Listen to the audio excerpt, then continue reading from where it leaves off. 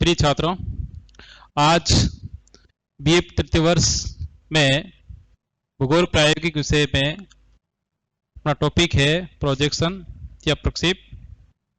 प्रक्षेप क्या है, क्यों उसका उपयोग किया जाता है और इसकी क्या उपाय देता है, इस विषय पर चर्चा करेंगे। यद्यपि यह टॉपिक बहुत बड़ा है और कंटिन्यू यदि हम लोग इस कोरोना काल की स्थिति में नहीं होते तो व्यवहारिकता में इसकी कम से कम 8 से 10 क्लासें होती और उसमें उसी के अनुसार आगे से आगे अपन उसको उपयोग में लेके आते।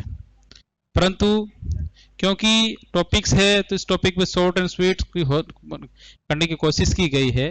फिर भी यह किया गया है कि यह टॉपिक की औपचारिकता और क्यों है कि हम लोग प्रक्षेप का तात्पर्य है कि यदि किसी प्रोजेक्टर के द्वारा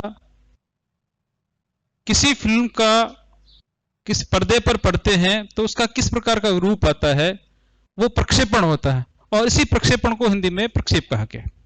इतना सा बात है, सीधा समझने वाला है कि मान लीजिए प्रोजेक्टर है, इस प्रोजेक्टर से इस पर कोई चित्र पड़ा है तो वो जो प्रोजेक्टर तो उसको 3D दे रहा है और यहाँ पर आते 2D में जाके कन्वर्ट होगा, तो ये जो इस पर प्रक्षेपित होना या प्रक्षेपण से ये प्रोजेक्शन, इसको अंग्रेजी में प्रोजेक्शन कहते हैं।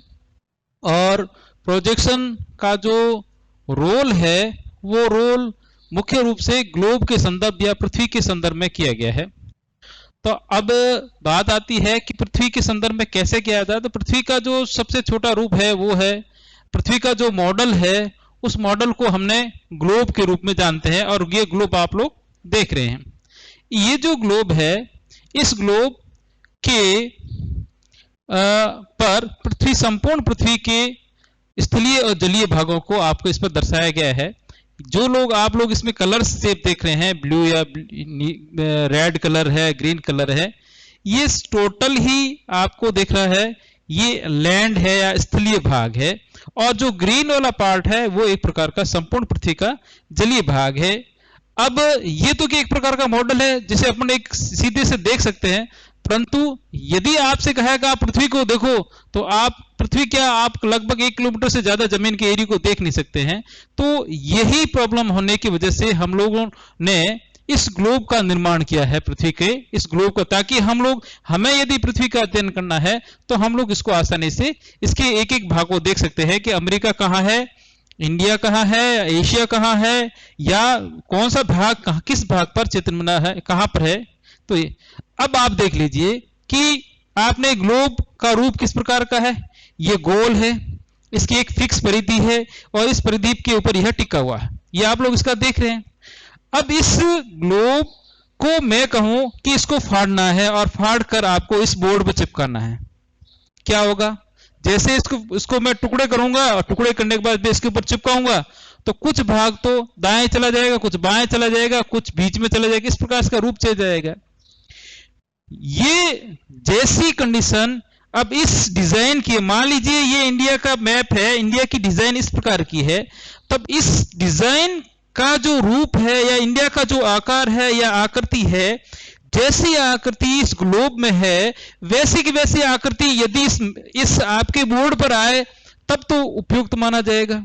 और यदि यह आकृति इसके जैसी नहीं आ जाती है कि मान लीजिए इंडिया का जो रूप है वो इंडिया यहां से लगाकर यहां पर यदि इतना छोटा है तो इसकी साइज भी उतने ही आनी चाहिए, तब तो ये इसके द्वारा इस पर रखा हुआ जो भी चीज होगी वो यथार्थ होगी, एकदम सही होगी।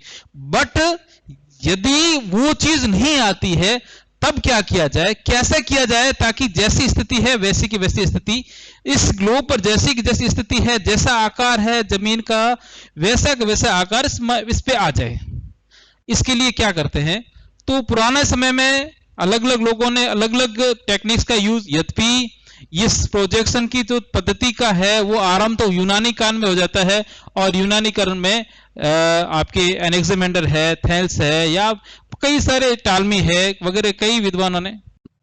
तो मैं अपन इस चीज को जैसे ही इसको लेके आएंगे तो फिर इसकी रूप इस प्रकार का हो जाएगा। तब क्या किया जाए कि जो ग्लोब पर स्थिति है वैसी की वैसी स्थिति इस कागज पर आ जाए। और जैसे फॉर एग्जांपल कि मैंने ये कागज लिया, इस कागज को मैंने इसके सहारे रखूंगा तो अब ये जो कागज है, इस कागज की कंडीशन मैंने यहां रखी है, और कागज को इस पर जैसी जो लाइन है या जो रूप है, इसको मैंने इस पर ड्रॉ कर दिया, और ड्रॉ करने के बाद जैसे ये मैंने इसको ड्रॉ किया, अब ये लाइन इसको ऐसे चिपका के जैसे मैं इसको चिपकाऊंगा, तो चिपकाने के बाद इसका जैसे लाइन होगी, मैं इसको एज इट इज इसको रूप में ले सकता हूं, या इसकी डिजाइन आगे से आगे इसको कर सकता हूं।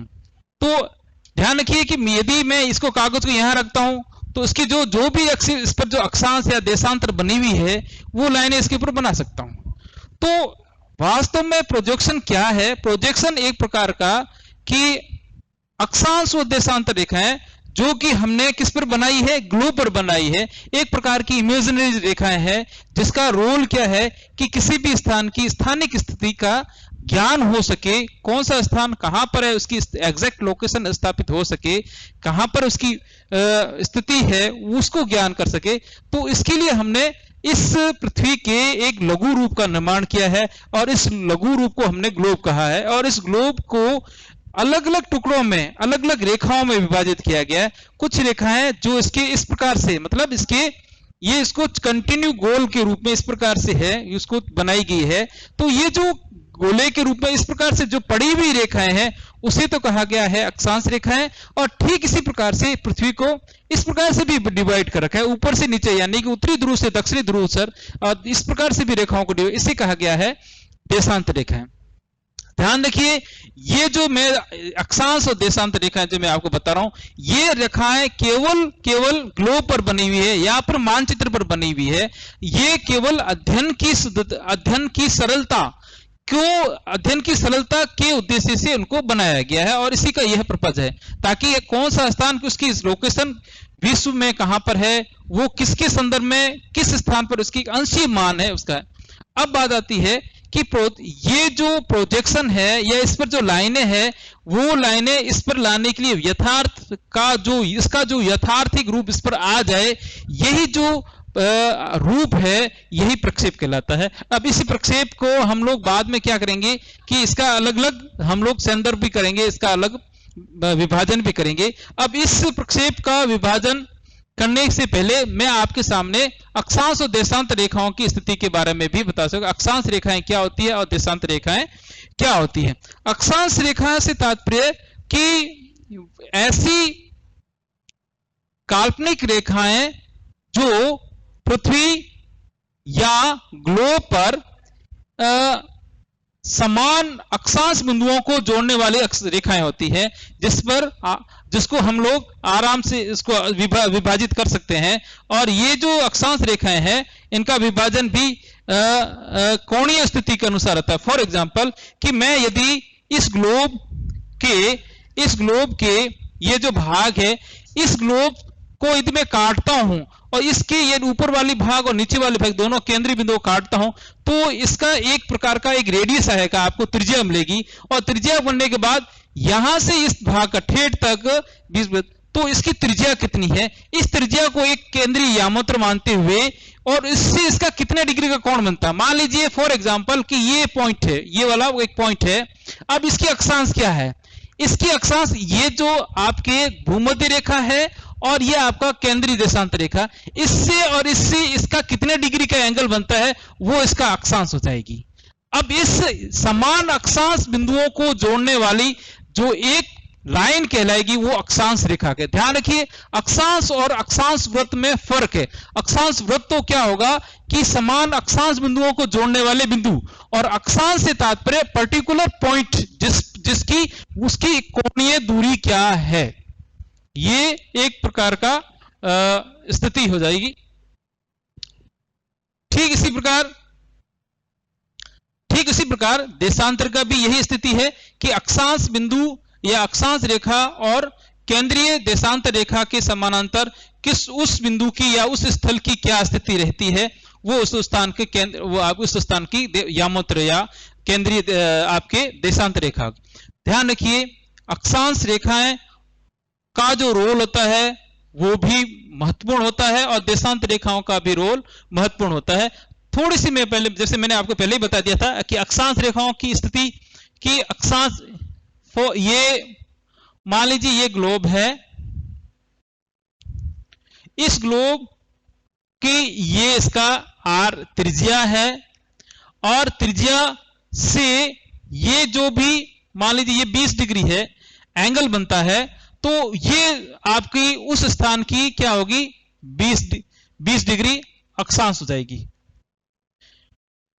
अब इस प्रकार से जितने भी ये 20-20 डिग्री के जो भी पॉइंट होंगे वो सब भी जहां से भी ये गुजरेंगे ये कहलाएंगे अक्षांश वृत्त। अब ये अक्षांश वृत्त गोले इस ग्लोब पर इस प्रकार से कंटिन्यू डिवाइड हो रखे हैं और संपूर्ण पृथ्वी को 180 अक्षांश में डिवाइड कर रखा गया है कि 0 डिग्री जो कि बीच में इस ग्लोब के ठीक बीचों बीच में जो आपको ये लाइन दिख रही है ये जिसे कहते हैं 0 डिग्री अक्षांश, इस अक्षांश से ठीक ऊपर के पूरा भाग कहलाएगा उत्तरी गोलार्ध, इस अक्षांश से नीचे की तरफ जाएंगे ये पूरा भाग कहलाएगा दक्षिणी गोलार्ध। इस बिंदु से ऊपर की तरफ 90 टुकड़े करके जिसे 90 डिग्री तक विभाजित कर रखा है क्योंकि ये 90 डिग्री का एंगल बनाता है। ये ध्यान रखिए। अब यहां पर मैं जैसे 20 डिग्री का है तो ये यहां पर जाते जाते क्या हो गया 90 डिग्री हो गया, तो इसी कारण इसको 90 डिग्री अक्षांश कहा गया। तो जिसे कहते हैं उत्तरी ध्रुव और ये आपके हो जाएगा दक्षिणी ध्रुव। तो ये जो ध्रुव है ये जो गोले हैं इनकी संख्या मैंने कितनी बताई आपको 180 और इसके 180 में मतलब 90 डिग्री नॉर्थ और 90 डिग्री साउथ। ये 90 डिग्री नॉर्थ को कहते हैं उत्तरी ध्रुव और 90 डिग्री साउथ को कहते हैं दक्षिणी ध्रुव। अक्षांश रेखाओं से हम लोग एक तो स्थानिक दूरी भी ज्ञात करते हैं और इसकी स्थानिक स्थिति भी ज्ञात करते हैं। इसके अलावा अक्षांश रेखाओं की जो विशेषता होती है कि समान अंतराल पे होती है, समान दूरी पे होती है, समान आकार में होती है। जैसे जैसे विषुवत रेखा से ऊपर की तरफ इनके जो आकार होंगे, इसके जो वृत्त के गोले होंगे वो छोटे होते जाएंगे और इसका रूप भी वो छोटा होता जाएगा। ठीक इसी प्रकार देशांत रेखाएं होगी, वो देशांत रेखाएं इस गोले के ये जो गोला बना हुआ है इस गोले के समानांतर, जैसे इसको हम लोग डिवाइड करेंगे इस प्रकार से तो ये समानांतर हो जाएगी इस प्रकार से, ये पृथ्वी के चारों ओर इस प्रकार से ऊपर से नीचे की ओर। और इसको हम लोग मानते हैं 0 डिग्री देशांतर, जो ये लाइन है इसको 0 डिग्री देशांतर मानते हैं। ये जिसे कहते हैं केंद्रीय देशांतर। कौन से? ये वाली लाइन केंद्रीय देशांतर। इस केंद्रीय देशांतर से पूर्व और पश्चिम की ओर जाएंगे तो ये पश्चिमी गोलार्ध और पूर्व की जाएंगे तो ये पूर्वी गोलार्ध। ध्यान रखिए इस केंद्रीय देशांतर से संपूर्ण पृथ्वी को 360 अंशों में विभाजित किया गया। इसमें इसको 0 मानते हुए 180 पश्चिमी देशांतर की ओर और 180 पूर्वी देशांतर की ओर पाया जाता। तो ये तो कहलाएगा आपका पूर्वी गोलार्ध और ये कहलाएगा आपका पश्चिमी गोलार्ध। तो ध्यान रखिए जिस प्रकार अक्षांश रेखाएं उत्तरी गोलार्ध और दक्षिणी गोलार्ध को विभाजित करती है, ठीक उसी प्रकार से देशांत रेखाएं पश्चिमी गोलार्ध और पूर्वी गोलार्ध को डिवाइड करती है। अक्षांश रेखाओं के द्वारा ध्यान रखिए अक्षांश रेखाओं में सबसे बीच में अंतराल यहां पर होगा और धीरे धीरे जैसे जैसे हम लोग ऊपर की ओर ध्रुवों की ओर जाएंगे अंतराल खत्म हो जाएगा और एक बिंदु ऐसा आएगा जहां पर एकदम समाप्त हो जाएगी। इस अक्षांश रेखाओं के देशांत रेखाओं के माध्यम से किसी भी स्थिति किसी भी स्थान की समय तिथि और वार की गणना की जाती है। यदि हम लोग इससे इधर की ओर जाएंगे समय में घटेगा या दिन घटने शुरू हो जाएंगे, इधर की ओर जाएंगे दिन बढ़ने शुरू हो जाएंगे और इस प्रकार से इनका महत्वपूर्ण ध्यान रखिए। ये जो अक्षांश देशांतर इससे ही हम लोग किसी पर्टिकुलर स्थान की लोकेशन का स्थान निर्धारण करते हैं। अगले जो टॉपिक होगा उस टॉपिक में हमें आपको प्रोजेक्शन में अक्षांश रेखाओं और इसका क्या रोल होता है इसको मैं आगे बताऊंगा, प्रक्षेप में इसका क्या रोल होता है इसको मैं आगे बताऊंगा।